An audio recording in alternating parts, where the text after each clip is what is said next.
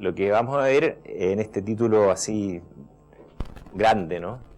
Es cuestionar un poco los principios sobre los cuales están construidos y son evaluadas las políticas públicas.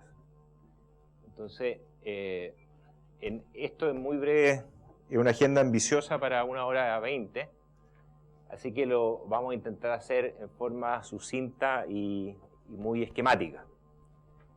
Entonces vamos a tomar alguna libertad en la síntesis histórica que voy a hacer, que se supone que abarca 200 años de filosofía y de economía.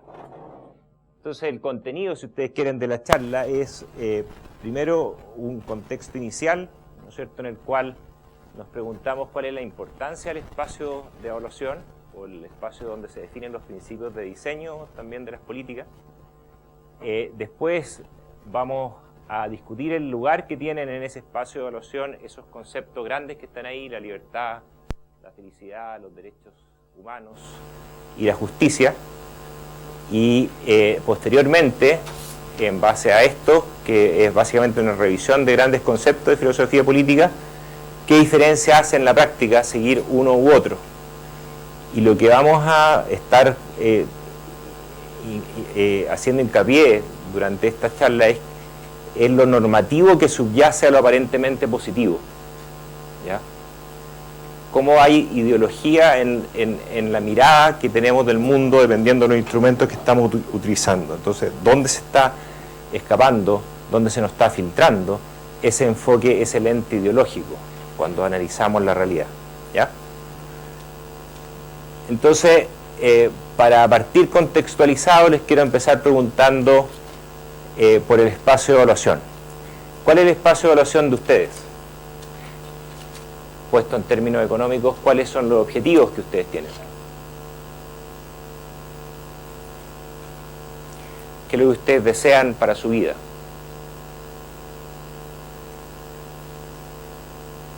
Ahora pueden hablar. Ya. Voy a ir anotando. Entonces, los objetivos personales es ser felices.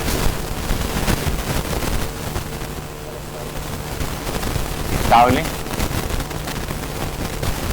Eso psicológicamente estable, económicamente estable, de salud, ¿de quién?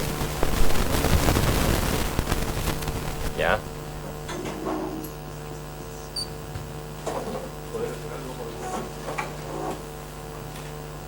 Poder hacer algo por los demás.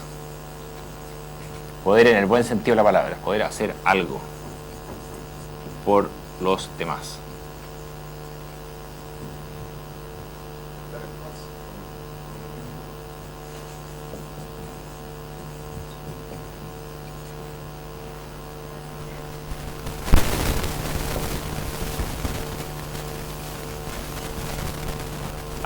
¿Algo más? ¿Alguien no se siente reflejado por lo que está ahí?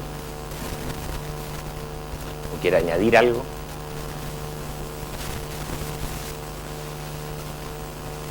Primera cosa que podemos notar es que hay múltiples objetivos individuales, ¿no es cierto? Y probablemente el objetivo que ustedes tienen ahora va a ser distinto a lo mejor que el que van a tener en 20 años más, o cuando estén en su lecho de muerte y estén hablando con sus seres queridos, probablemente lo que les van a decir es una cosa distinta, ¿no es cierto?, a lo que estamos conversando ahora.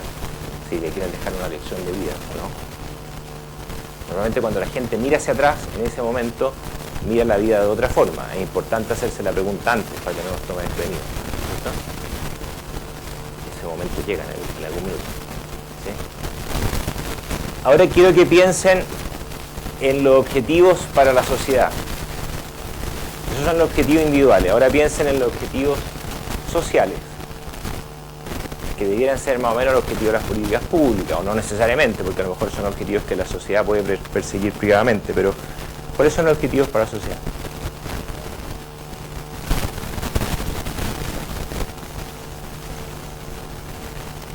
¿Ya? ¿Igualdad de qué? La pregunta clara.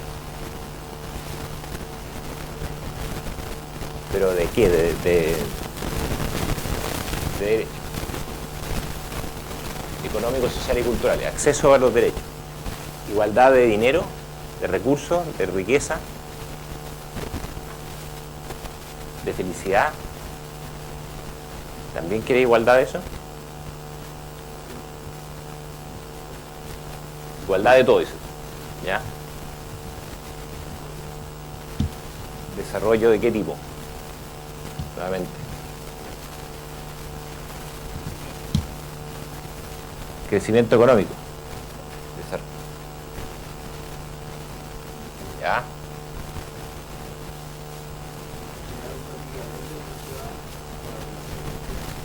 Igualdad de derechos.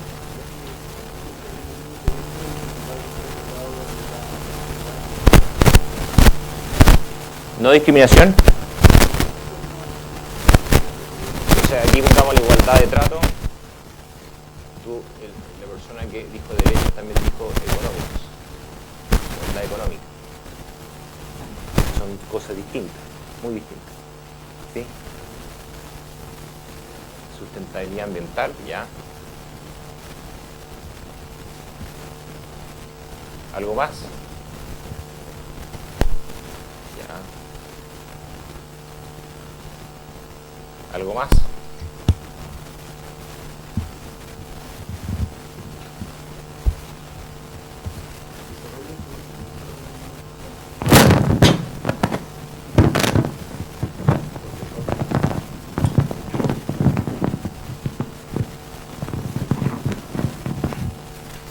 Entonces, desarrollo del conocimiento.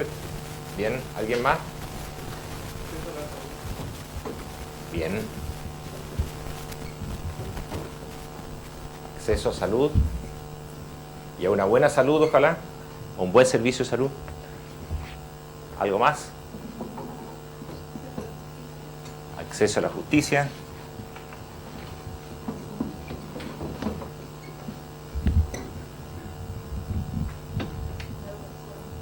Acceso a la educación.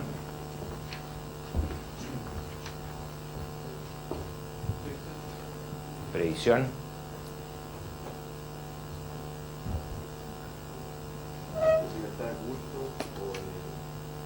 Ya. Derechos económicos, sociales y culturales sería eso, ¿sí? Están los derechos culturales, la libertad de culto. Algo respecto a la...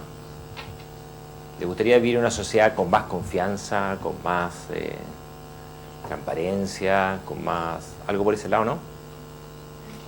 Más cohesión social, ¿no?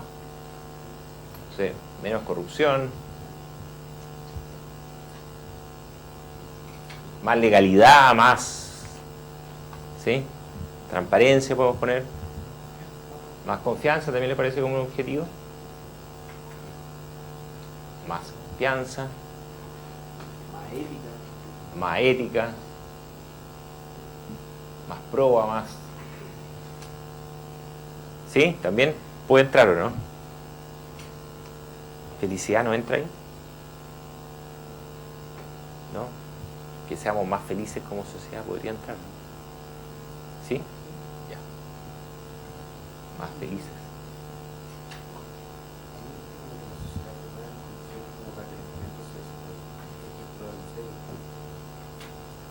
¿Igualdad de oportunidades? ¿Podría ser? Igualdad de oportunidades, en el fondo no es que seamos iguales, sino que en el fondo de que cada cual tenga las oportunidades dentro de la sociedad para poder desarrollar talentos que son distintos. Es oportunidad. Realmente se generan las condiciones, no sé, que el mercado provea determinadas condiciones para el desarrollo de ciertas capacidades, que se provea las condiciones para el desarrollo de la cultura, que se provea para la superación de la pobreza. Ya, esto tiene que ver con derecho entonces. Como lo está fraseando, es como igualdad de acceso a los derechos culturales, económicos y sociales. ¿Sí? Pero que está la idea de igualdad de oportunidad de acceso, ¿no es cierto? La sociedad de igualdad de oportunidades. Yo creo que tiene más que ver con un tema de equidad, que es diferente de igualdad. ¿Ya? Entonces tú, para ti el tema es la equidad. ¿La equidad de? ¿Y en qué sentido ves tú la equidad distinta a la igualdad? En el sentido de que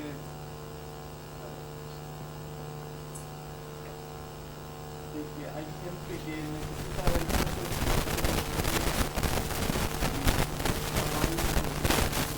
apoyar a otros. ¿Ya?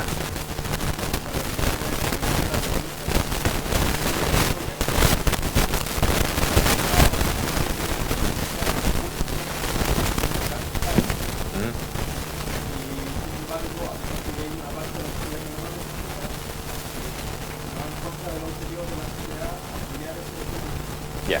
Entonces estamos, por ejemplo, introduciendo en unas partes del debate un conceptual que es interesante, que fue planteado desde el comienzo, ¿no? Igualdad, se planteó igualdad de derechos, pero después igualdad de ingresos y de riqueza. ¿Qué pasa con el esfuerzo, por ejemplo? O sea, si nos planteamos igualdad de ingresos entre todos, van a haber algunos que se van a esforzar y otros que van a decir, en realidad, ¿para qué me voy a esforzar si voy a obtener lo mismo? ¿No? ¿Sí o no?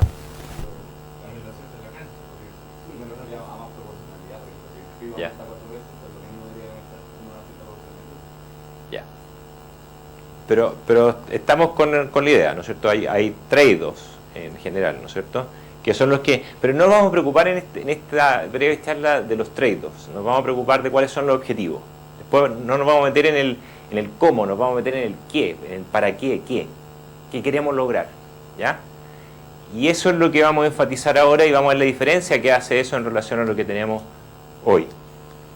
Entonces, en las reflexiones que vamos a hacer, yo esquemáticamente decidí cortar a 4 grandes secciones. Uno, sobre el tema de cómo pasamos desde la idea de la felicidad a la idea del crecimiento económico, cómo pasamos del ser humano al homo económicos, y después vamos a mirar Rawls y Amartya Sen, ¿no es cierto?, como cuáles son los desafíos fundamentales que introducen estos filósofos y economistas, uno, para el espacio de evaluación. Y en general lo que vamos a ver, igual que vimos aquí, ¿no es cierto?, es que no hay respuesta única, hay diversidad de objetivos, hay diversidad de objetivos para las personas y diversidad de objetivos sociales. Entonces tenemos que vivir con esa falta de consenso, ¿no es cierto?, inicial al menos, ¿ya? Y hay mecanismos para resolver también esa falta de consenso.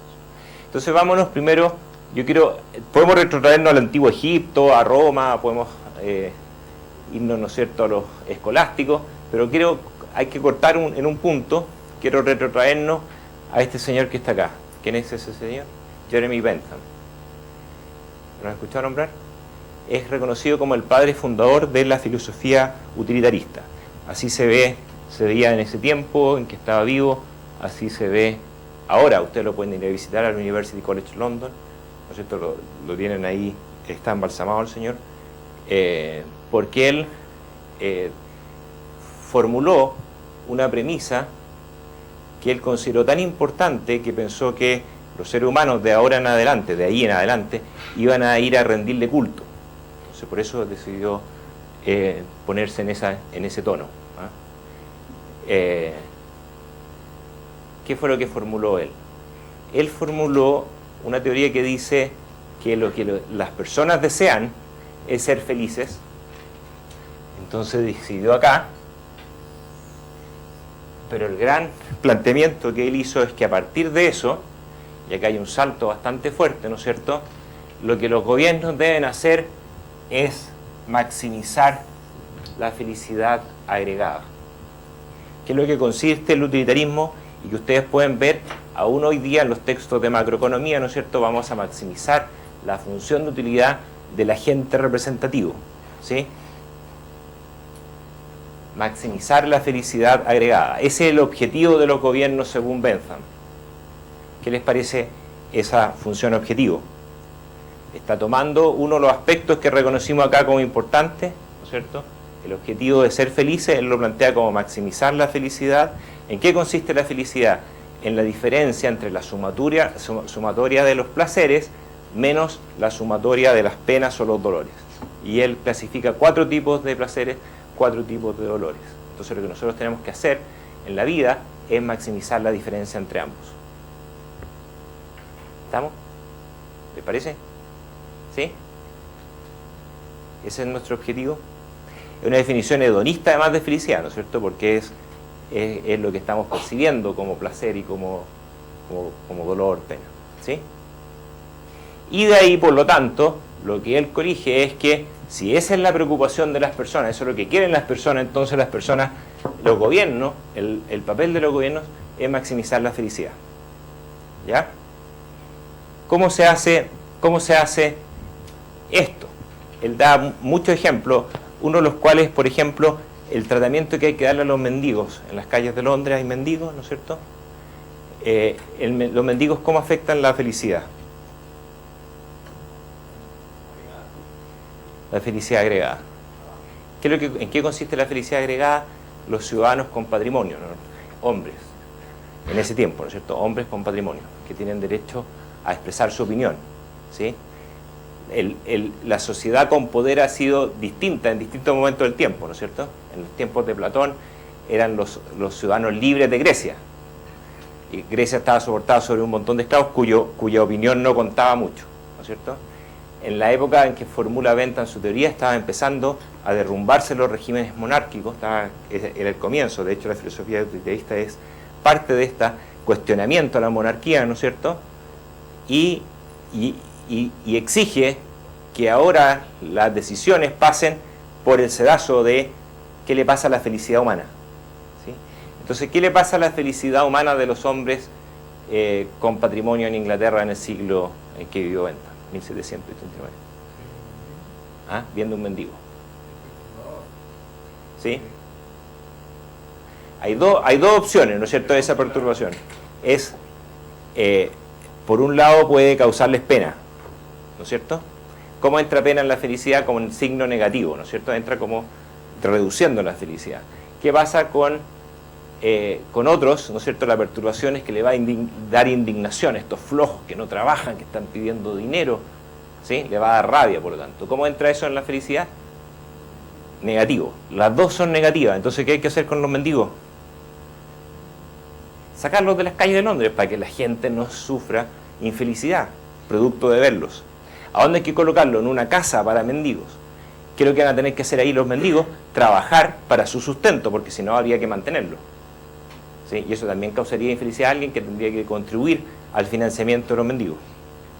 Entonces, trabajando, una especie de trabajo forzado, los mendigos se mantienen y con eso mejoramos la felicidad agregada. ¿Les parece?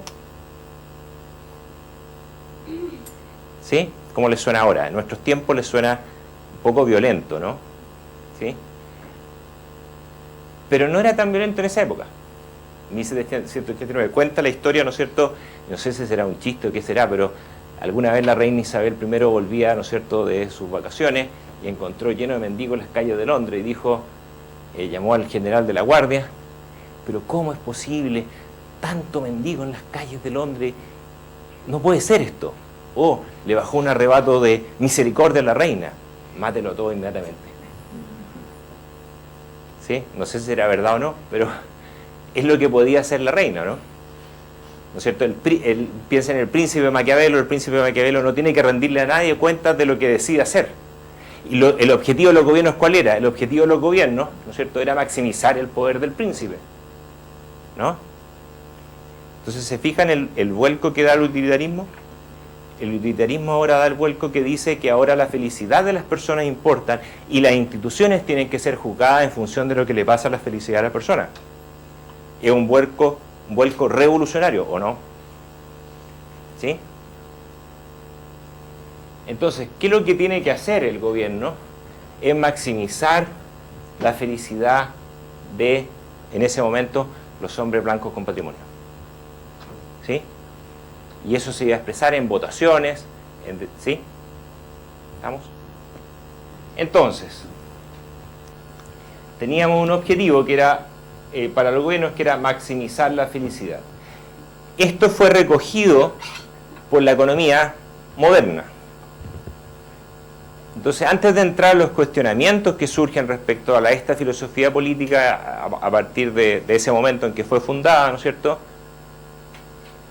quiero mostrarles cómo, muy brevemente, muy esquemáticamente, cómo esto fue evolucionando hacia la maximización del Producto Interno Bruto, hacia la maximización del crecimiento económico como objetivo de los gobiernos, ¿de acuerdo?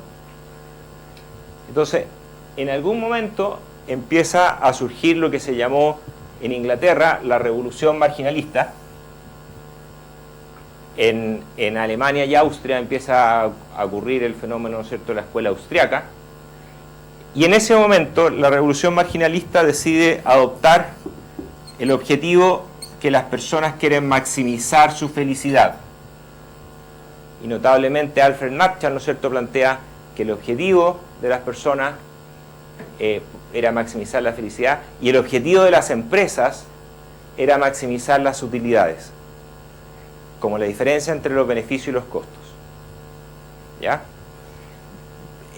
Marshall fue cuidadoso de situar la problemática económica en el mundo de las empresas y reconoció que las personas podían tener objetivos altruistas o que mirar el bienestar de los otros, etcétera, pero que no era conveniente que lo hicieran en el mundo de los negocios. O sea, en el mundo de los negocios, las empresas que no maximizaran utilidades iban a tender a desaparecer, porque iban a perder en la competencia contra las otras que sí estaban maximizando utilidades. Ahora bien, lo que hicieran los empresarios con los frutos de sus ingresos, con los frutos de sus utilidades, era un problema privado, con los cuales la economía no se iba a meter, decía Alfred Marshall. Entonces, él reconocía que iba a haber un empresario que podía tomar decisiones como, por ejemplo, donar su dinero, el dinero que obtuviera obteniendo utilidades, minimizando los costos, pagando mal si era necesario, porque, bueno, el pagar mal es pagar el sueldo de mercado a lo mejor en esos tiempos, ¿no es cierto?, el tiempo de la revolución industrial. Sí, no eran sueldos muy elevados los que tenían que pagar los trabajadores.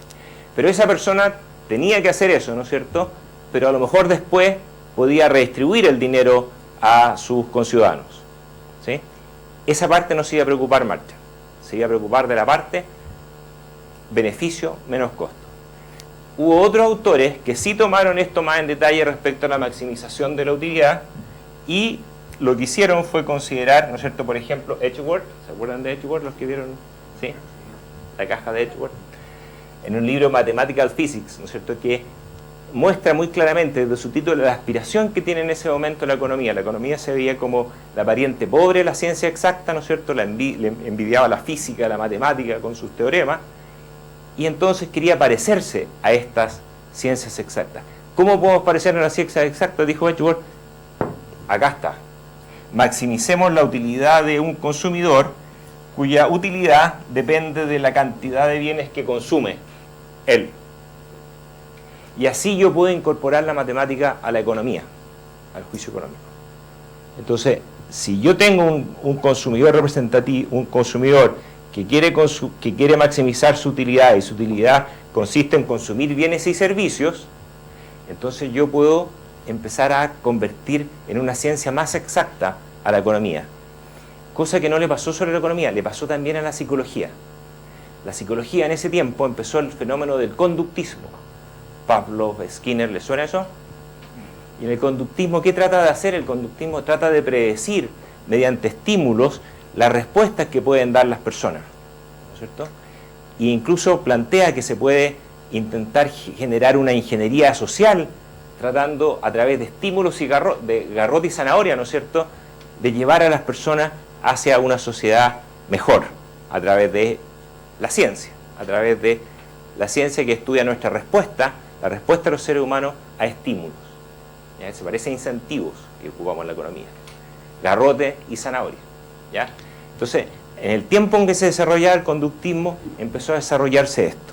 ¿Ya? Estamos hablando de fines del siglo XIX, comienzo del siglo XX. Esto alcanza su punto culmine con Paul Samuelson, ¿no es cierto?, primer premio Nobel de Economía, que plantea que no es necesario preocuparse tanto de las funciones de utilidad de las personas, que por el teorema de las preferencias relevadas basta con que consideremos las decisiones que toman de consumo, eso va a estar mostrando sus mejores decisiones, dado que son personas racionales, ¿no es cierto? Y lo que tenemos acá, ¿no es cierto?, como supuesto, es que las personas son racionales, ¿no es cierto? Se habla de racionalidad instrumental desde la filosofía de la sociología, racionalidad instrumental, que es una racionalidad sujeta a fines. O sea, yo quiero un fin, quiero lograr un fin, y yo voy a hacer el mejor uso posible de la información que tengo, de mi capacidad infinita de computar la información disponible para tomar las mejores decisiones para mí y maximizar mi felicidad. ¿Les suena eso? ¿Sí? Entonces, eso significa racionalidad. Y por otra parte, es una racionalidad egoísta.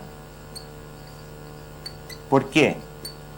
Porque solo me importa el consumo de mis bienes, ¿sí?, que puede acomodar un poco de altruismo, pero no demasiado, pero es egoísta. Y la felicidad depende del consumo. Consumo de bienes y servicios. Entonces, si yo simplifico esto, tengo racionalidad, tengo que depende del consumo de bienes y servicios, y el Producto Interno Bruto me mide la producción total que hace la economía de bienes y servicios, lo que queremos hacer a nivel agregado es maximizar la felicidad de los consumidores, entonces ¿cuál va a ser el objetivo de los gobiernos?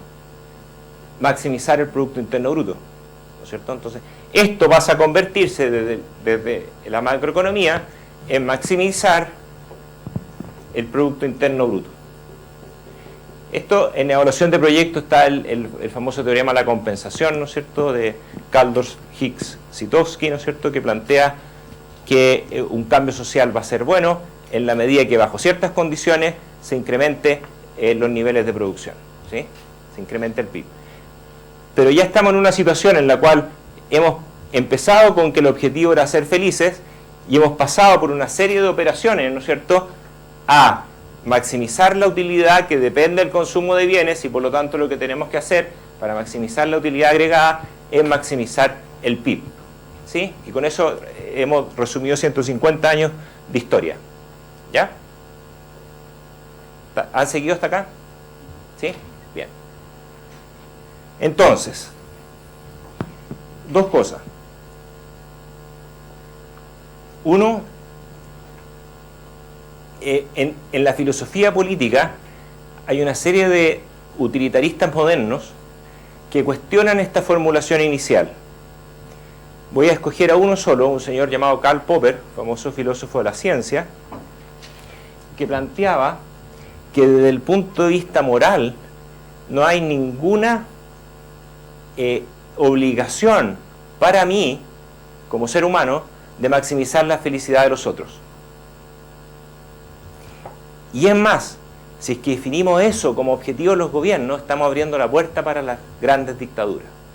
Entonces, en un libro que escribe que publica en el año 47, ¿no es cierto?, que pasaba en el año 47, acababa de terminar la Segunda Guerra Mundial, estaba muy fresca la memoria del nazismo, estaba pasando Stalin, ¿no es cierto?, y los gulags en la Unión Soviética, y este señor publica La sociedad abierta y sus enemigos.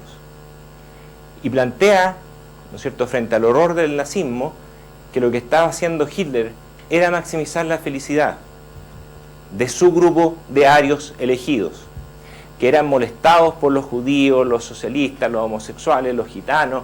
¿Y qué es lo que hacían ellos para maximizar la felicidad de los arios? Eliminarlos al resto, ¿sí? Y por lo tanto, es un ejemplo medio extremo, ¿no?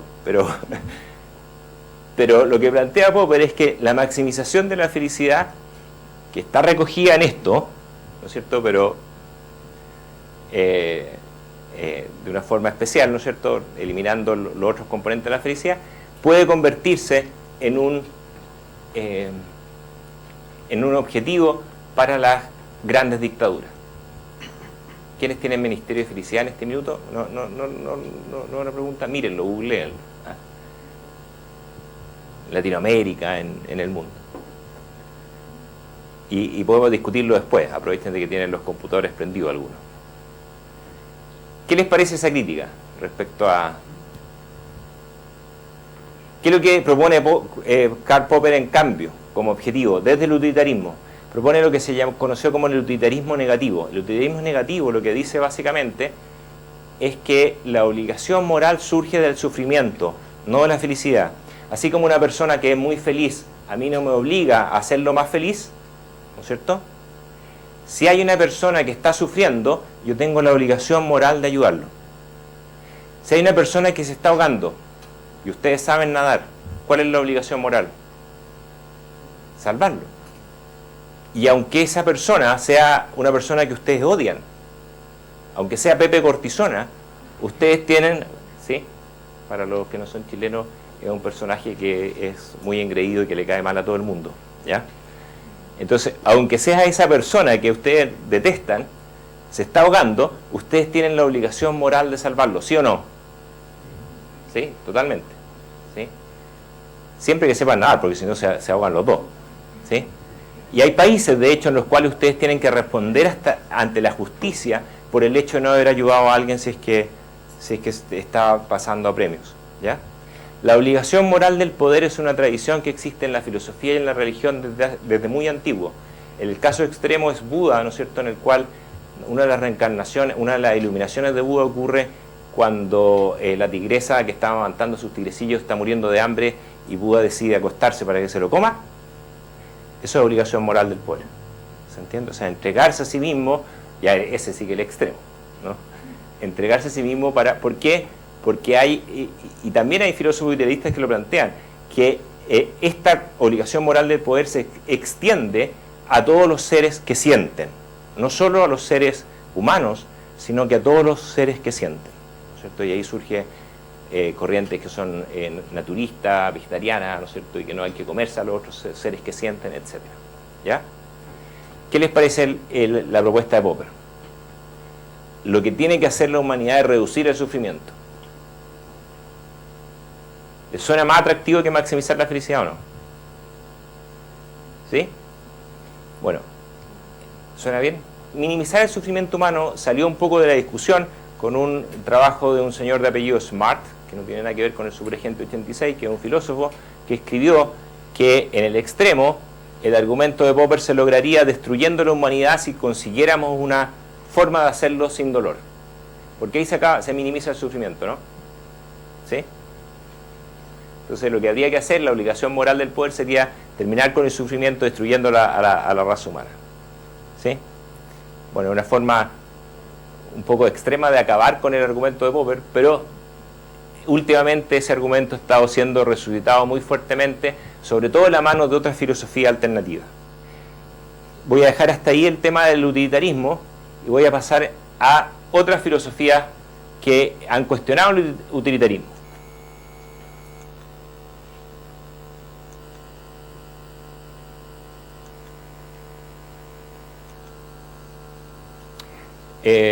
Después, si tenemos tiempo, vamos a ver la resurrección del utilitarismo en la mano de lo que podríamos llamar el neo-utilitarismo. ¿Han escuchado hablar del libertarismo paternalista? ¿Sí? Bien, entonces, después, en la medida que tengamos tiempo, vamos a volver a esta resurrección del utilitarismo de la mano de psicólogos y economistas en los tiempos modernos. Vamos a ver el gran desafío al utilitarismo de la mano dentro del mismo liberalismo, ¿no es cierto?, del filósofo John Rawls. John Rawls, ¿qué es lo que plantea? Plantea que es necesario, un poco con la misma argumentación de Karl Popper en función de lo que ocurre en la dictadura, es necesario fijar límite a la manera en que los individuos pueden ser sacrificados en beneficio de otros. ¿Ya? ¿Sí? Es necesario fijar límites a la medida en la cual las personas pueden ser sacrificadas para maximizar la felicidad agregada. Y eso proviene básicamente de la constatación de la igualdad básica entre los seres humanos y que requiere, por lo tanto, cierta protección de libertades y derechos mínimos. ¿Ya? ¿Cuáles son entonces las propuestas de Rawls? Rawls recupera la tradición del contrato social, ¿cierto? Y básicamente lo que nos plantea es que imaginemos una situación en que en que las almas, en un estado original en que todavía no saben qué les va a tocar ser, se tienen que poner de acuerdo en la sociedad más justa para vivir.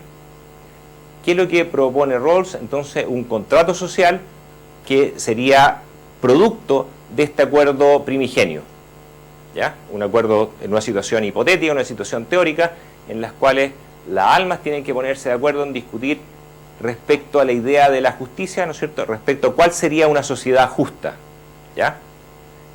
¿Qué es lo que es entonces una sociedad justa que emergería a partir de ese acuerdo original, según Rawls? Una sociedad que se pone de acuerdo en 3 principios, y esos principios son lexicográficos. Uno viene después del otro. Tiene que cumplirse el primero para todos, tiene que cumplirse después el segundo para todos, y solo después de eso nos ponemos a discutir sobre el tercero.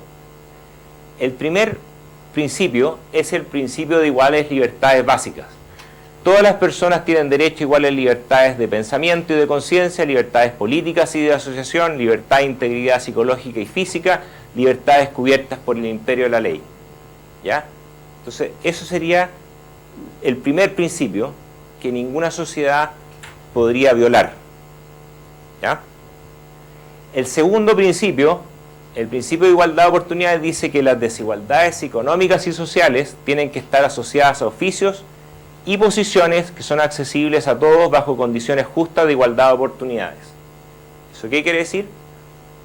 Como concurso público para todos, más o menos.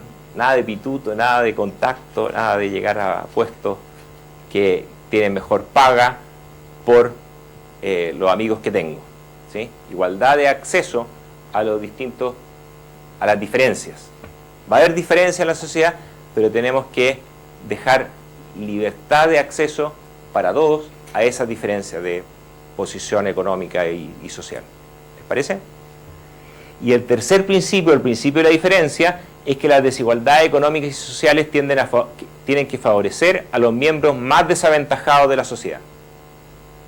¿Sí? Ese sí que les suena, ¿no es cierto?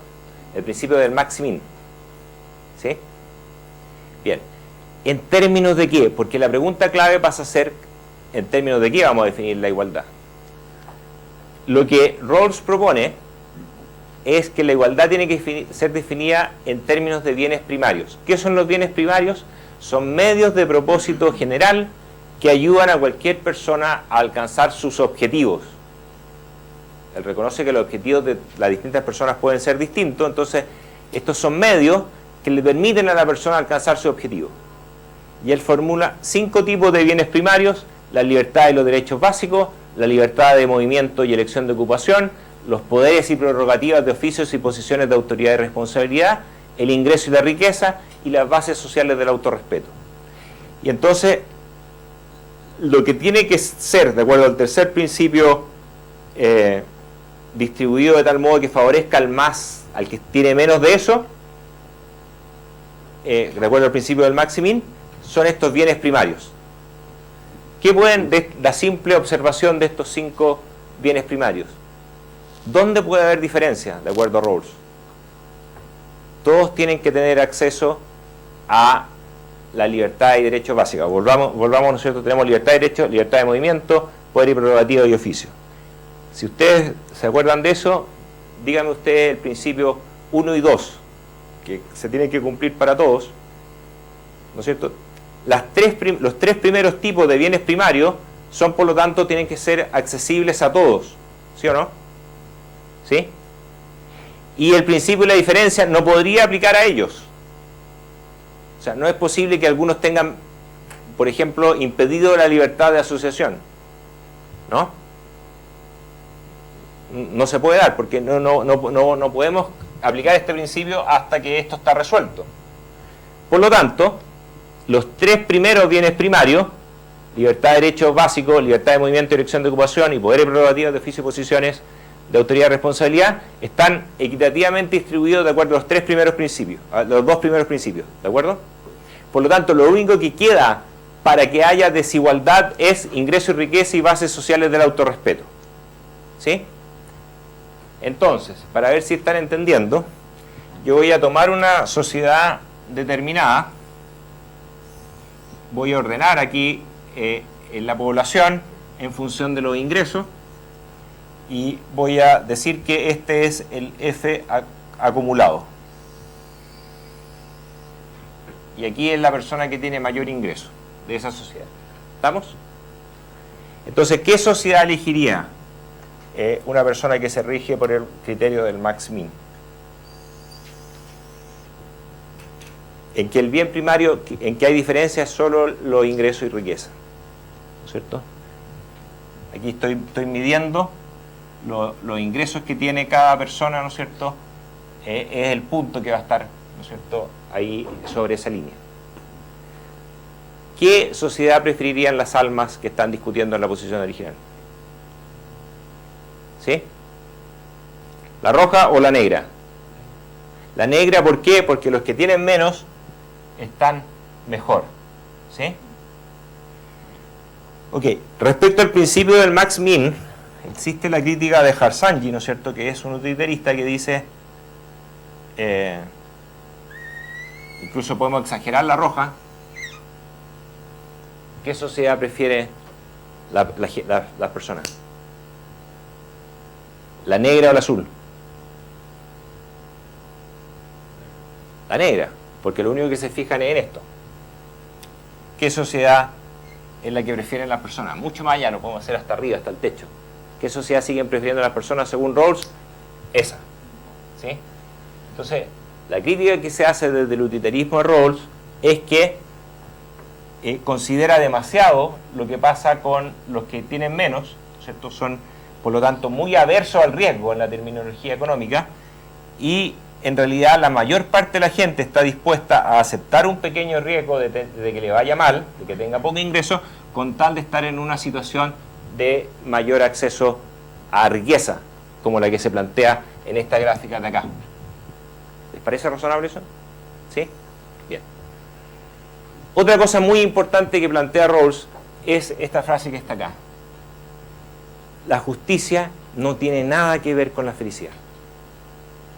¿Ya? Y de hecho al utilitarismo le cuesta mucho plantearse en términos de justicia. Por eso que Popper hace una contribución muy importante al decir que lo importante es concentrarnos en las personas que sufren, porque eso es lo que están padeciendo injusticia, ¿sí? En cambio, cuando uno mira solo la felicidad, no puede decir mucho en términos de justicia. Rawls va más allá y dice, me da lo mismo el juicio subjetivo de la gente en lo que respecta a la justicia. Si una persona es más infeliz que otra con la misma canasta de bienes primarios, no hay injusticia alguna en esta desigualdad en el espacio de utilidades. ¿Ya? Entonces, Rawls lo que plantea es no me hablen de felicidad. La dejamos de lado. Lo que importa son los bienes primarios. ¿Ya? Entonces, por ejemplo, si cuando los economistas decimos ¿es buena una dictadura para el desarrollo? La respuesta es PIB.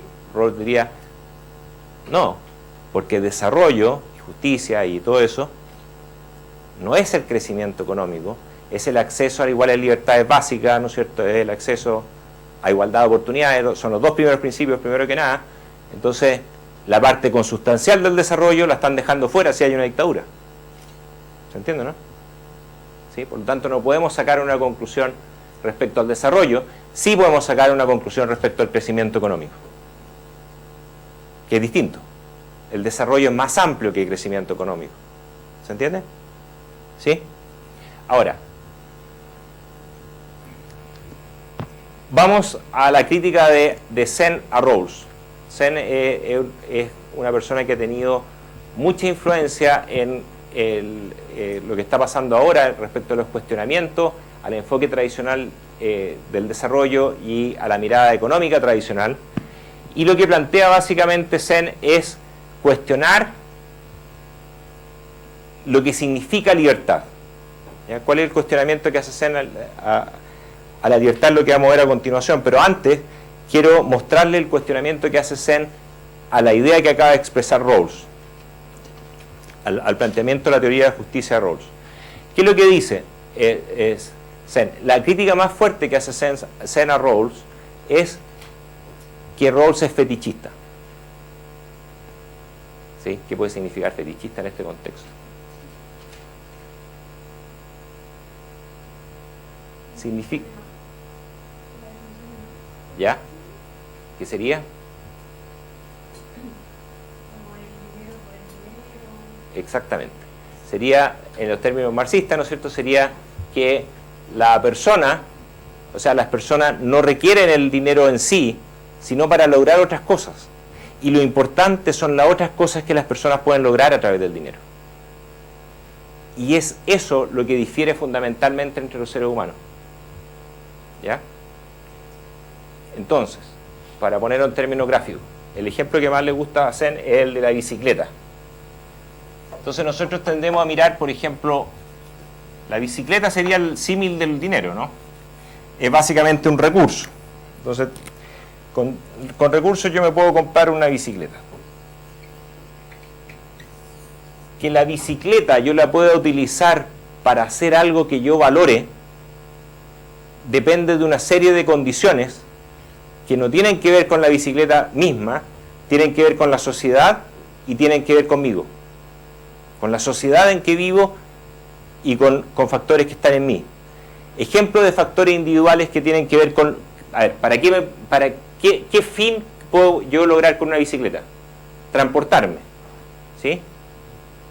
Puedo además transportarme en forma sana, sin el riesgo de matar a alguien al atropellarlo o al chocarlo, ¿sí? Entonces puedo lograr ciertos fines que yo considero valiosos. ¿De qué depende de que yo pueda lograr eso? De que yo pueda sacar del recurso bicicleta el fin transporte sano.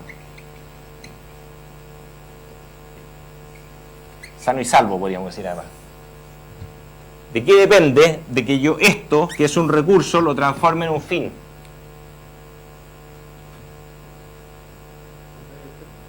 Ya, en parte del medio externo, en parte de mí. ¿Por qué en parte de mí? Porque yo puedo no saber andar en bicicleta. ¿O no? ¿Sí? Puedo no saber, si no tuve una bicicleta cuando chico, es difícil que aprenda a andar en bicicleta ahora. Y si aprendo a andar en bicicleta ahora, igual no voy a aprender tan bien como si hubiera aprendido a los 7 años o a los 5 años. ¿O no? ¿Sí? Entonces, va a depender de que yo sepa andar en bicicleta. ¿De qué más va a depender? ¿Qué pasa si soy discapacitado con la bicicleta?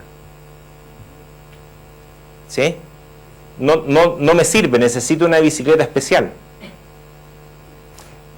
Con respecto a la discapacidad, el enfoque tradicional es totalmente ciego, ¿o no? ¿Qué es lo que me importa? Que el discapacitado sea feliz. ¿Sí?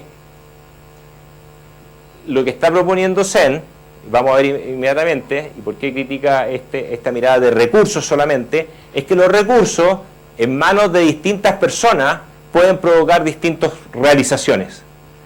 Y una bicicleta en manos de una persona que no aprendió a andar en bicicleta o que es discapacitado, va a proveer una libertad que es distinta a la que le provee a una persona común y corriente.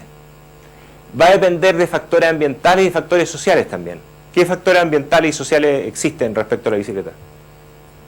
Ciclovías, el ambiente contaminado en que vivimos, ¿no es cierto?, que no nos hace tan sano andar en bicicleta cuando está más contaminado, ¿sí? El trato que dan los automovilistas a la bicicleta, ¿sí? El riesgo que tienen las personas a andar en bicicleta. Yo en el camino al trabajo ando en bicicleta, paso por dos monolitos donde hay bicicletas de personas que han muerto porque los automovilistas los han atropellado, ¿sí? Y un trayecto corto. Entonces hay un problema de seguridad dependiendo de cómo se comportan los automovilistas respecto a los ciclistas, ¿no? ¿Sí? ¿Les suena eso? León de la Rueda, ¿no? No, son muy niños todavía para León de la Rueda.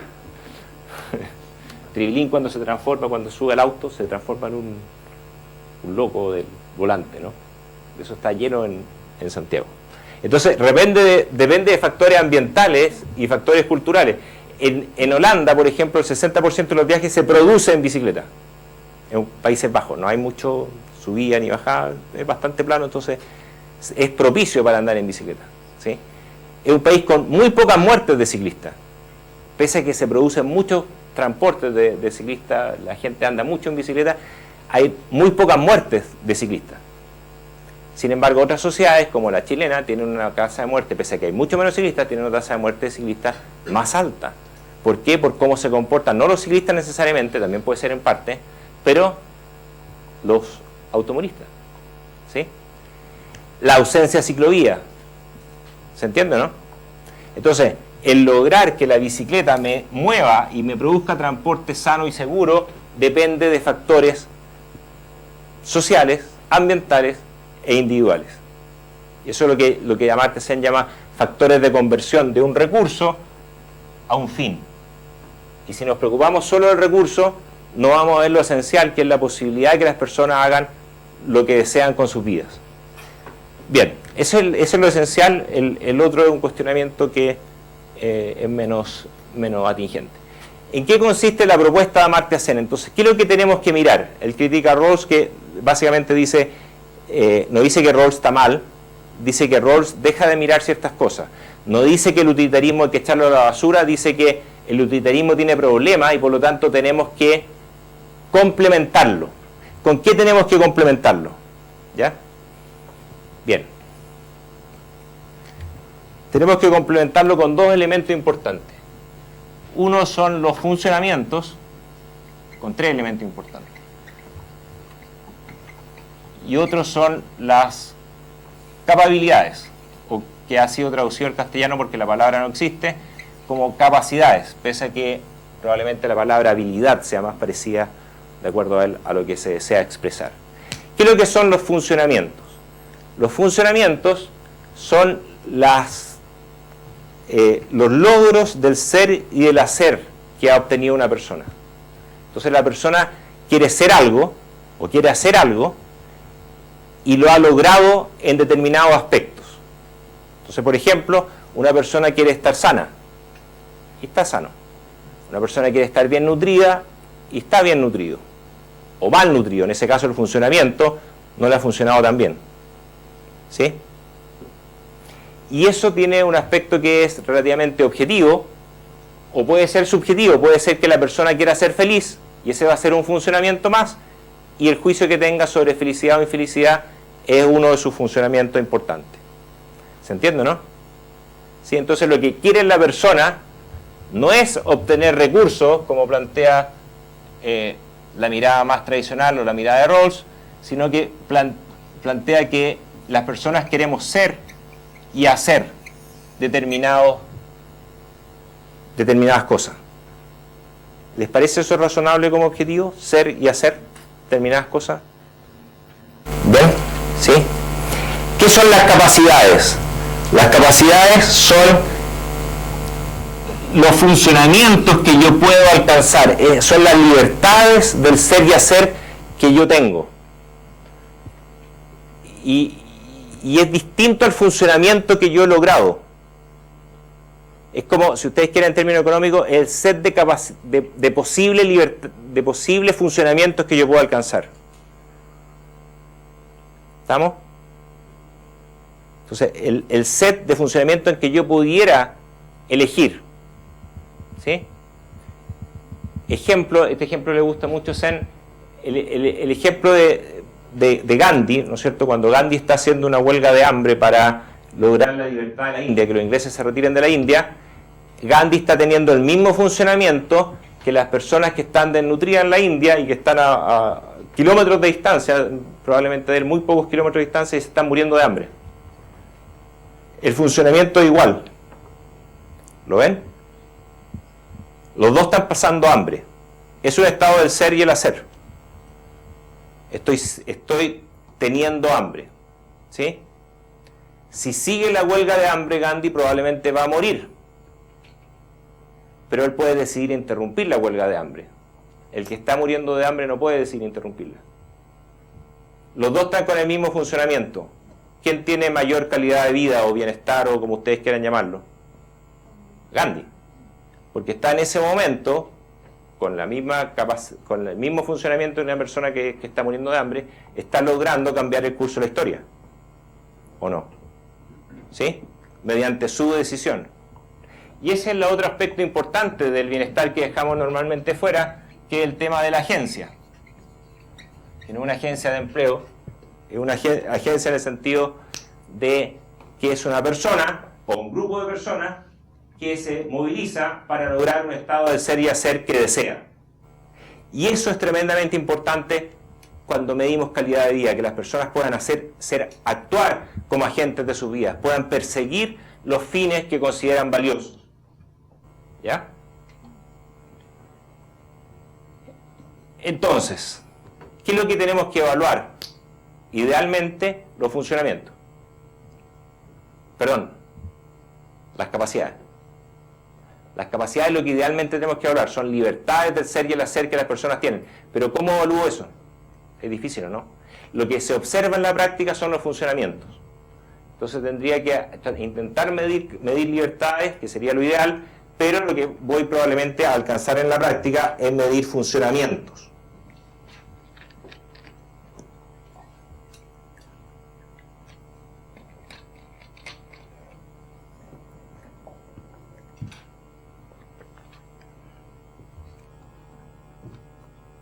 Bien. Entonces, ¿cómo se hace la evaluación del desarrollo para Marte Zen? Se hace en términos de libertades de funcionamiento. Las libertades de funcionamiento son específicos para cada persona. ¿Por qué? Porque cada persona tiene que decidir por sí misma qué es lo que le importa. ¿Qué es lo que importa como objetivo para él mismo, como objetivo para la sociedad? Que sería parte de su agencia individual y colectiva. ¿Sí? Entonces, ustedes expresaron algunos elementos de lo que a ustedes les importa a nivel social. A ustedes les importa que haya esto, por ejemplo, ¿no es cierto? Que haya menos corrupción, que haya más confianza, que haya acceso a la justicia, que haya acceso a la educación, a salud, que se supere la pobreza, etc. ¿Pueden haber estados del ser y el hacer que no mencionamos aquí y que ustedes consideren relevantes? Bueno, hay algunos que ustedes mencionaron. Este sería un funcionamiento. Estos también. Poder hacer algo por los demás, estar en paz, trascender, son emociones subjetivas. En algún caso esto es subjetivo, ¿no es cierto? Estar en paz es totalmente subjetivo. Y estas son cosas, son funcionamientos y libertades y capacidades que ustedes pueden valorar. ¿O no? Si la expresaron acá, quiere decir que lo valoran. Si son objetivos en la vida, los valoran. Entonces, ¿qué es lo que tendríamos que hacer para tener una medida de hacia dónde tenemos que ir? ¿Qué es lo que es el qué relevante para el desarrollo? Tendríamos que entrar a medir y a discutir sobre estos elementos que son importantes para las personas en sus vidas. Ejemplos de elementos que pueden ser importantes en la vida de las personas en Chile hoy. ¿Les parece que los que están ahí son buenos elementos de capacidad y funcionamiento? Estar en paz podría ser un buen... Bueno, si la persona lo expresó, quiere decir que para esa persona lo es. Es un elemento importante. ¿Ya? ¿Qué otro elemento se le ocurre aparte de los que están acá? ¿Qué puede ser importante como objetivo para el ser y el hacer de las personas?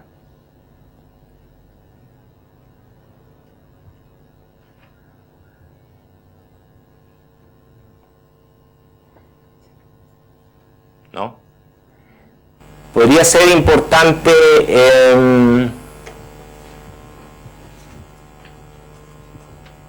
tener vínculos significativos con los demás.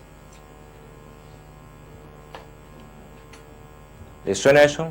¿Como una libertad importante para ustedes? ¿Poder vincularse con los demás? ¿Es importante para ustedes tener amigos? ¿Sí? ¿Es importante tener la posibilidad de tener una pareja o tener la pareja que tienen? ¿Sí que tienen pareja? ¿Sí? ¿Es importante en la vida eso, no? ¿Y por qué no me la mencionaron al comienzo? ¿Es importante o no es importante? ¿Sí? Entonces podríamos a lo mejor añadir acá tener vínculos significativos que involucran en el plano amoroso o en el plano social, de poder relacionarme con otros. ¿Sí? ¿Y qué es lo que es eso? ¿Un funcionamiento o una capacidad? ¿Es un recurso? ¿Qué es lo que es? El poder tener amigos, por ejemplo. Es una capacidad, ¿sí? Que uno puede ejercer dependiendo de la sociedad en que viva, ¿o no? Si a uno lo mandaron al Gulag, ¿puede tener amigos? En el Gulag. Pero le restringen la capacidad de tener amigos. ¿Sí? Si uno acaba de ser secuestrado, también le están restringiendo la capacidad de tener amigos. ¿No? Puede haber una serie de razones por las cuales yo pueda vivir en una sociedad que tenga mejores posibilidades de tener amigos, o mejores posibilidades de tener pareja, o mejor reconocimiento a las distintas posibilidades de pareja que yo quiero tener. ¿Sí o no? Y eso varía de sociedad en sociedad. Entonces, lo importante que apunta Zen es que tenemos que discutir esto. ¿Qué son los estados del ser y el hacer que a nosotros nos importan? Entonces yo les acabo de mencionar uno que aparece como importante. Por ejemplo, el tener vínculos con otras personas es importante. Díganme cuál es la relación de esa capacidad, de ese funcionamiento con los recursos que miramos normalmente. Yo puedo comprar amigos, ¿o no? ¿Sí? No se llaman amigos, ¿sí? Respecto al amor, ¿podemos comprar amor? No se llama amor, se llama prostitución, ¿sí? Entonces, ¿cuál es la relación entre estos estados del ser y el hacer con los recursos? Puede ser bastante tenue, ¿sí? Y puede depender de una serie de factores ambientales, sociales e individuales de que esos recursos me permitan en realidad llegar a estos vínculos. Lo bueno, ¿no? Pero ¿qué es lo esencial? ¿Es el recurso sobre el cual estamos discutiendo o es el vínculo el que queremos obtener? ¿Se entiende la diferencia? Entonces, yo lo que debiera es definir adecuadamente, de acuerdo a la idea de ser, ¿no es cierto? Definir adecuadamente qué es lo que quiero acá y qué es lo que quiero acá. Y quiero lograrlo con agencia, no como que otra persona me diga lo que debo hacer, sino que yo quiero saber por mí, ¿no es cierto? Conócete a ti mismo, decía Pitágoras, ¿no es cierto? ¿Qué es lo que yo valoro como ser y hacer? Y voy a poder definir un listado, ¿no es cierto?, de cuáles son mis objetivos y cuáles son los objetivos que yo quiero para la sociedad. Y ojalá lo hiciéramos, ¿no es cierto? ¿Lo hacemos o no lo hacemos? Más o menos. ¿Sí? Estamos medio metidos en la Matrix de repente. ¿Eh? Entonces, si nosotros pudiéramos establecer este listado individual, podríamos llegar a discutirlo a nivel de la sociedad.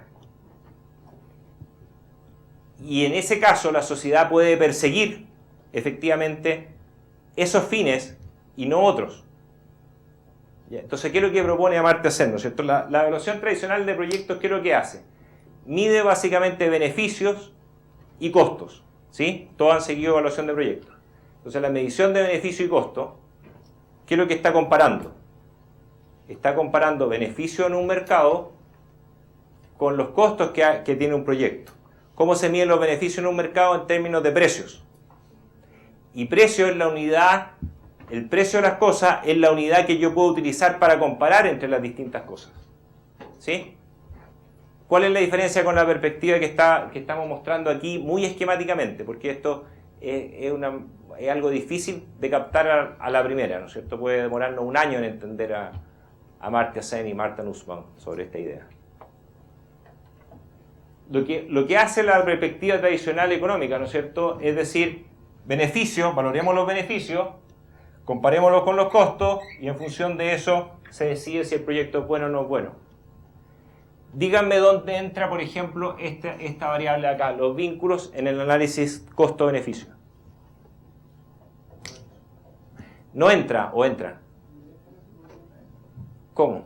Para que podamos convertir algo en términos de peso, y eso es lo maravilloso del análisis económico, ¿no es cierto? Nos da una unidad monetaria, una unidad en la cual podemos comparar todos los bienes que entran en la función de utilidad que está ahí abajo, ¿no es cierto? Que son consumibles en mercados. Y eso lo podemos valorar y podemos comparar peras con manzanas en función del precio de las peras y el precio de las manzanas. ¿Sí? ¿Cuál es el problema que tiene? Es que hay muchas cosas que no tienen precio y que son valiosas para la vida humana. Aún si nos restringiéramos a la felicidad, aún si nos restringiéramos al elemento felicidad, encontraríamos que, según Zygmunt Bauman, ¿no es cierto?, más de la mitad de los bienes que son importantes para la felicidad no pueden entrar porque no tienen precio, no pueden entrar en análisis porque no tienen precio. ¿Ya? Lo que está planteando Sen es más amplio, es más allá, no es la felicidad lo único importante, pongámonos de acuerdo en aquello que es importante. Y no podemos utilizar el mecanismo de precio y la evaluación costo-beneficio para sustituir ese análisis. Ese análisis es esencialmente político. ¿Sí? Entonces, lo que propone entonces esta filosofía es que tenemos que definir estos funcionamientos, estas capacidades. No tenemos recurso al mecanismo de precio para transformarlo en una unidad común y por lo tanto, ¿qué tenemos que hacer? Deliberar. ¿Sí? Entonces lo que tenemos que hacer para efectivamente definir lo que es valioso es deliberación social. En el último libro de Amartya Sen, bueno, capaz que ya haya sacado otro, pero el último libro que yo supe que escribió Amartya Sen, que se llama Sobre la idea de la justicia, lo que él propone es una serie de condiciones para el proceso deliberativo por el cual debiéramos conversar cuáles son los objetivos en los cuales debiéramos basar las políticas públicas, hacia los cuales las políticas públicas debieran propender, ¿ya? Entonces, esto se hace mediante un acuerdo social razonado que reemplaza el mecanismo de mercado para definir qué es lo que es efectivamente valioso. Y esos son los objetivos que quedan para definir efectivamente cuáles deben ser los objetivos que deben alcanzar las políticas públicas. ¿Se entiende? ¿Sí? Pero reemplaza algunos aspectos, ¿no? No está diciendo que voten el análisis costo-beneficio a la basura. Se hace el análisis costo-beneficio y se complementa con una mirada de las capacidades, ¿sí? O sea, son espacios de evaluación complementarios, no sustitutivos. Ahora, ¿cuál es el problema? Es que si definimos que esto es lo único importante, vamos a dejar una serie de otros aspectos que están fuera. Ejemplo de eso, de ese tipo de razonamiento, ¿han escuchado hablar de un país que se llama Bután? ¿Por qué han escuchado hablar de Bután? Sí, todas han escuchado hablar de Bután por el índice de felicidad interna bruta, ¿sí o no? Es una estrategia en el fondo comercial que ellos adoptaron para posicionar su país en el mundo, porque vivían entre China y la India, entonces tenían que evitar que alguno de los dos se los comiera rápido, ¿sí? ¿Cómo lo lograron? Poniendo un tema global en la agenda de la discusión de Naciones Unidas y de una serie de otras organizaciones. Entonces ahora todo el mundo sabe lo que es Bután y a lo mejor no le pasa lo mismo que a Nepal, ¿sí? Al Tíbet, perdón, ¿sí? ¿Suena? Lo que le pasó al Tíbet. Sí, ya. Entonces, ¿en qué consiste la idea de Bután? No es exactamente, o sea, no toma solo en cuenta felicidad. La felicidad interna bruta de Bután lo que hace es definir funcionamiento y capacidades valiosas. Y define 9 dominios de capacidades valiosas. Entonces, dentro de uno de los 9 dominios es bienestar subjetivo, le llaman. Y ahí hay distintas medidas de felicidad, etc. Pero hay otros 8 dominios en los cuales uno es educación, otro es salud, otro es el respeto por la cultura, otro es el respeto por el medio ambiente, en fin, pueden también consultarlo en Google y van a ver las 9 dimensiones que están ahí. Entonces, ellos definen efectivamente cuáles son las capacidades valiosas mediante un proceso deliberativo.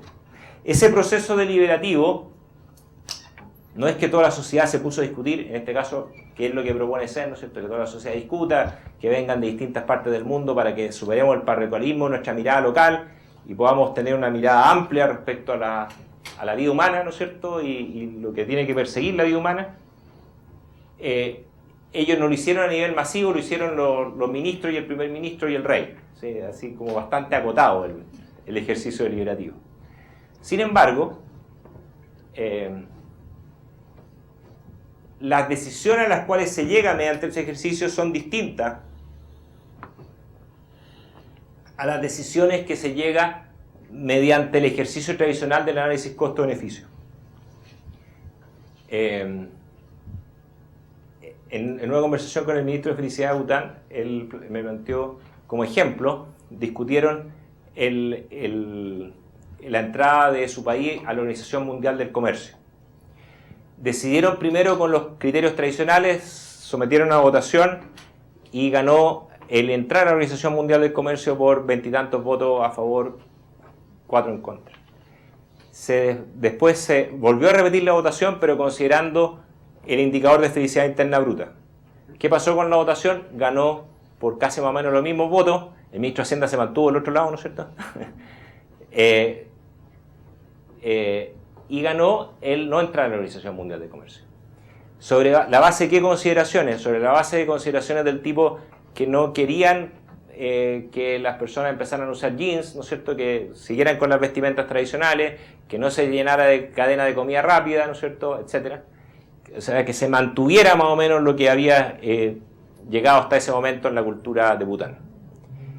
Y en vez de construir represas, que era una de las grandes alternativas, porque viven como a 5.000 metros de altura, más o menos la cota mínima, ¿sí? Entonces tienen grandes cantidades de agua cayendo, hacerle una represa ahí, venderle a China y a India es una alternativa muy atractiva, ¿no es cierto? Es como poner un Itaipú, ¿no es cierto?, que ahora nutre a Brasil, ¿no es cierto?, y permite a Paraguay no pagar energía eléctrica. Imagínense lo que podrían haber hecho la gente de Bután con la electricidad. ¿Qué es lo que hicieron? Decidieron no hacer represa y en vez de eso, por ejemplo, una de las formas de obtener divisas es turismo selectivo. Entonces, parecido a lo que lo que los pacueses están haciendo ahora con Rapa Nui, de que se empieza a pagar algo, ¿no es cierto?, por visitar la isla. Allá se paga una suma cuantiosa por poder ingresar al país. ¿Ya? ¿Sí?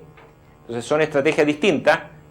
La decisión básicamente cambia porque la decisión está basada en esto y no en esto. El análisis de capacidades valiosas y lo que quieren fomentar, ¿no es cierto? Y no en el análisis costo-beneficio o qué va a pasar con el PIB. Probablemente la alternativa de represa y de que entren las multinacionales va a expandir más rápidamente el PIB que la alternativa que ellos están eligiendo. ¿Se entiende? Básicamente hay 4 aproximaciones que están apareciendo actualmente en discusión respecto a qué es lo que tienen que hacer las políticas públicas en el mundo. Son 4 formas de enfatizar aspectos de esta discusión para las políticas públicas. Crecimiento económico, lo único relevante, es una opción, ¿sí? Ha entrado la forma, si ustedes quieren, de utilitarismo, ¿no es cierto? Lo que ha ocurrido en el último tiempo es que se puede medir felicidad, ¿ya? Entonces se ha desarrollado una serie de tecnologías que permiten, bajo distintos métodos, medir felicidad. ¿Qué es lo que permite hacer eso? Que estos supuestos que nosotros estábamos haciendo acá para llegar a esto, de maximizar la utilidad y el consumo, y que se pasa de ahí a maximizar el PIB, fueron puestos en cuestionamiento. Entonces se mostraba, por ejemplo, un gráfico famoso, la paradoja de Easterlin, ¿no es cierto? Los países crecen mucho al desarrollo y sin embargo la felicidad se mantiene constante. Entonces en un gráfico del PIB de Estados Unidos, por ejemplo, creciendo constantemente, la medida de felicidad se mantiene totalmente constante. ¿Cómo se explica eso? Eso es lo que dio lugar a la paradoja de Easterlin. ¿Ya? Entonces parece que el PIB no está el Producto Interno Bruto, la cantidad de bienes que podemos consumir, no está tan relacionado con felicidad. Y después hay una serie de trabajos que tratan de explicar esto, por qué puede ser esto así. La posibilidad de medir felicidad nos permitiría generar políticas que efectivamente puedan promover directamente la felicidad. Pero sabemos, por Karl Popper, que eso es tremendamente riesgoso de hacer, ¿no es cierto? Y ustedes pueden leer también el libro traducido por Un Mundo Feliz, ¿no es cierto?, en que efectivamente, ¿sí?, se les da soma a los ciudadanos y con eso son felices todos. O los conectamos a la Matrix, ¿no es cierto?, y son felices todos. ¿Sí? ¿Vieron todos Matrix? ¿Qué es lo que quería hacer el traidor en Matrix? ¿Se acuerdan? Quería que lo conectaran, pero con un programa en que fuera absolutamente feliz. ¿Sí? ¿Son eso? Derecho a que no me torturen, derecho a que yo pueda votar, derecho a que yo tenga acceso, yo pueda elegir qué religión quiero tener, etc. ¿Sí? Entonces, define una serie de capacidades que son valiosas, una serie de libertades que son valiosas para las personas y por lo tanto, si ustedes quieren, logra un consenso que fue deliberativo en algún momento, ¿no es cierto? La liberación se produjo a nivel de las Naciones Unidas, ¿no es cierto?, en un proceso deliberativo que genera distintas declaraciones de derechos, generó la Declaración de Derechos Humanos, generó la Declaración de Derechos del Niño y otras declaraciones de Derecho a la Mujer, ¿no es cierto?, que proveen un espacio de derechos que son esto, si ustedes quieren en términos de filosofía política, pero que son un consenso que se ha alcanzado a nivel internacional y que lo que se supone es que cómo eso pasa a tener sustancia en las políticas públicas. Bueno, Bentham tenía razón en una parte, que si eso no lo colocan efectivamente con mecanismos de proceso que permitan que esos derechos ocurran, van a ser una mera declaración de intenciones, como han sido los derechos al acceso a la educación, por ejemplo, en muchos de los países del mundo durante gran parte de nuestra historia, ¿cierto? Casi todos los países del mundo firmaron los derechos del niño, ¿no es cierto? Y que todos tienen derecho a la educación primaria, y todavía el mundo no tiene a todos los niños en la escuela primaria, ¿sí? Entonces, ¿cómo eso se traslada a políticas públicas? Eso se traslada a políticas públicas a través de, efectivamente, lograr establecer lo que Bentham llamaría como una legalidad.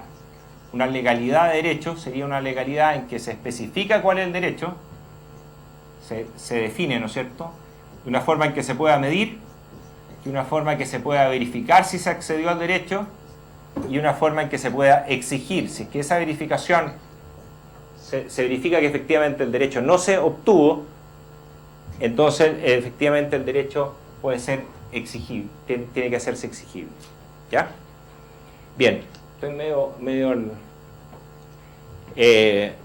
la otra postura, la utilitarista, la postura del libertarismo paternalista. El gobierno debe corregir los errores sistemáticos de comportamiento que impiden al individuo maximizar su felicidad. Lo que está haciendo básicamente es aprovechar las ideas de Kahneman y compañía, ¿no es cierto?, respecto a cuáles son los errores que comete la gente para maximizar su felicidad, y lo que propone esta mirada es corregir las políticas públicas de tal modo de hacer que los individuos sean más felices, pese que están teniendo esos sesgos de comportamiento. Entonces, un ejemplo de políticas públicas que surge de esto, lo tomo del libro de Layard sobre felicidad. Ahí tienen algunos ejemplos de políticas públicas que se proponen a partir del estudio de los errores de comportamiento del ser humano.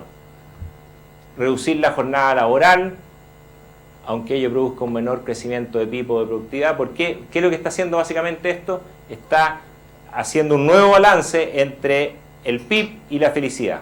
Entonces, nosotros tendemos a trabajar mucho, entonces acortemos la jornada laboral, propone Layard. Proponer buenas políticas de salud, sobre todo que disminuyan el sufrimiento, por ejemplo, la enfermedad mental, darle prioridad, y los afectados por dolor crónico, insomnio también. Entonces esas personas están sufriendo, entonces aliviemos su sufrimiento, tomando la idea de efectivamente que estas personas son personas que están sufriendo y que están con una felicidad muy disminuida, ¿sí?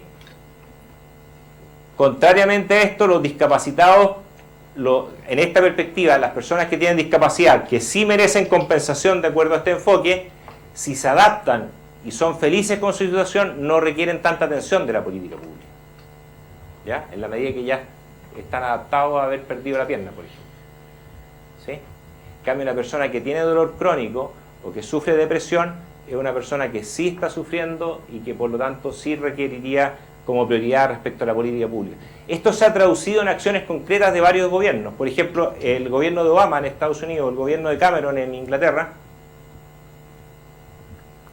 y la Unión Europea también ha establecido algo parecido, ha hecho que la salud mental de la población sea una prioridad. Entonces, en varios países se ha encontrado que en general en salud física se gasta el 98%, 99% del presupuesto, y lo que están haciendo estos argumentos es hacer que se gaste mucho más en salud mental que antes, ¿sí? Porque efectivamente con eso se alivia el sufrimiento de las personas.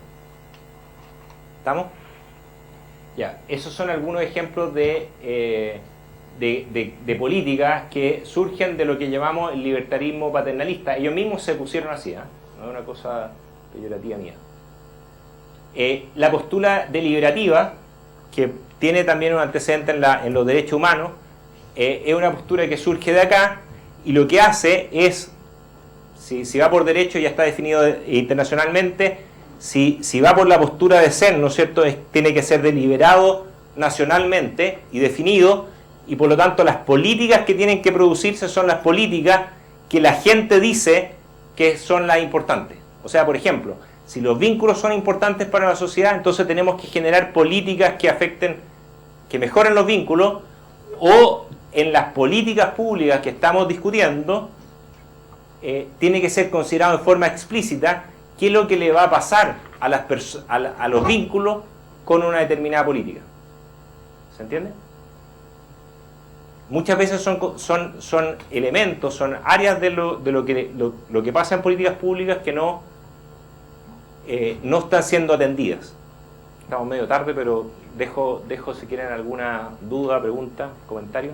¿Ha habido un intento de tratar de compatibilizar esta postura? Porque a priori se presenta la idea de que un país, una sociedad puede tener un proceso deliberativo y ponerse de acuerdo en las libertades y las igualdades que quiere lograr y los distintos aspectos que decía que componen la felicidad, y cuantificarla, eso respecto del costo que implicaría alcanzar ese nivel de felicidad puede ser en base al PIB u otro.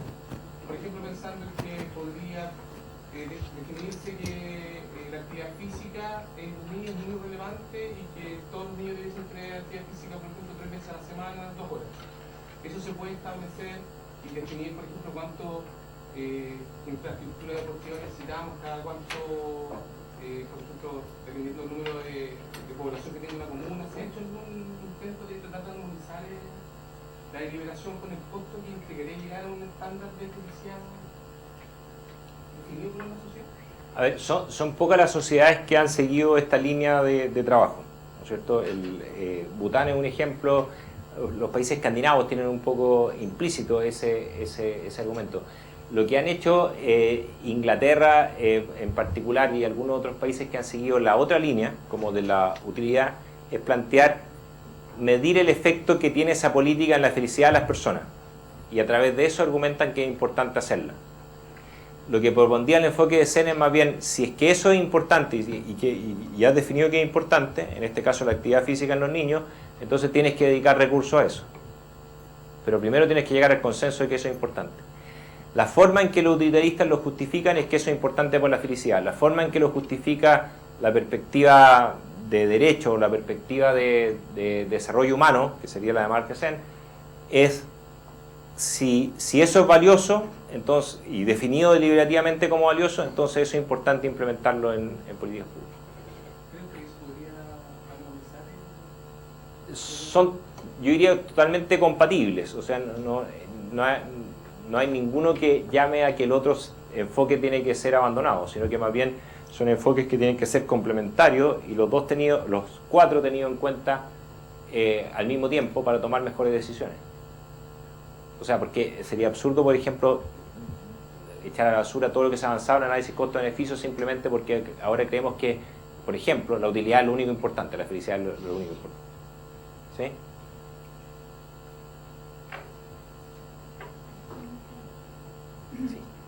¿Cómo en el enfoque de desarrollo humano, cómo se armoniza el concepto de la deliberación política respecto al funcionamiento y capacidades, capacidades, digamos, respecto de la necesidad de elaborar políticas públicas a largo plazo?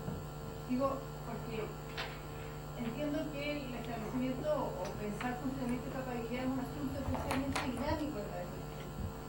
Entonces no sé si hay un límite conceptual a ello.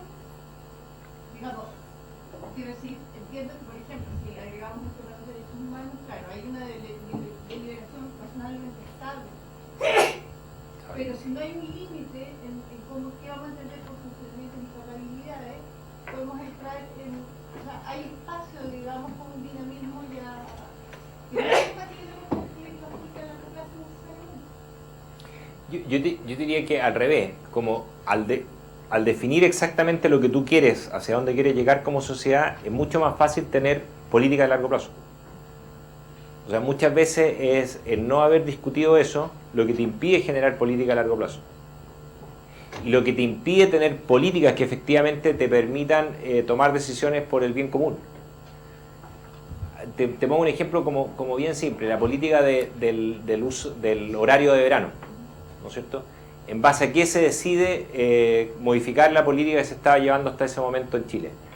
Básicamente a partir de consideraciones sobre el ahorro de energía.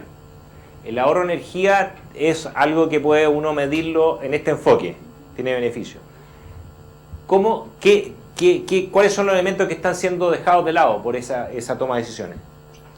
Por ejemplo, el mejor interés del niño. Se supone que Chile ratificó el mejor interés de la Convención de Derechos del Niño, y lo que dice la Convención de Derechos del Niño es que en general las políticas tendrían que seguir prioritariamente el mejor interés del niño. Entonces, ¿cuál es la evidencia del horario de verano sobre qué le pasa a los niños? Deberá ser considerado antes que el ahorro de energía. Y como el ministro de Energía, el que toma las decisiones, probablemente es difícil que la consideración del bienestar del niño sea considerado por el ministro que toma las decisiones, porque es un ministro que está a cargo de otra área. ¿Se entiende, no? Entonces, si no entiendo mal, digamos, la valoración o la apreciación de funcionamiento y capacidades tiene un estándar, digamos, es difícil explicarlo, no es cualquier funcionamiento. planteado por la sociedad. ¿Hay un estándar como estabilidad requerido? Sí, a ver, ahí hay dos temas. Uno, que tiene que ser, hay ciertas condiciones sobre el proceso deliberativo. Primero, no es populismo, es toda la evidencia científica tiene que ser incorporada en el proceso antes de empezar a conversar. Y después se conversa y, claro, hay algunos que dicen que los grupos de poder van a dominar la discusión y van a lograr que se delibere en función de lo que ellos quieren. ¿Sí? Por ejemplo, ¿sí? Lo que dice SEM frente a ese tipo de posturas, por ejemplo, es que los grupos de poder ya tienen capturado el aparato político nada más que en la oscuridad. O sea, las decisiones igual reflejan sus intereses, ¿sí? A través del financiamiento de la política, etc. Lo que debiera permitir el proceso deliberativo es precisamente generar acuerdos estables, ¿no es cierto? Que se agota el argumento, o sea, ya no... ¿A dónde se tiene que agotar? En el momento en que tú ya no puedes defender tu argumento de forma racional, o sea, ya se te acabó el argumento, ya llegaste al momento en que se acaba la argumentación. Y por lo tanto ahí se llega efectivamente a un consenso en el cual, o sea, hipotéticamente podríamos llegar a un consenso en el cual esto es lo valioso efectivamente. El problema es que respecto al largo plazo esto tiene que ser definido de nuevo cada cierto tiempo, porque hay gente que no nació, no había nacido, que no participó en el proceso deliberativo, por lo tanto, y ese es un gran debate sobre... Ahora, el tema de los que no han nacido es mucho más abordable acá que acá, porque aquí no están en ninguna parte, ¿sí?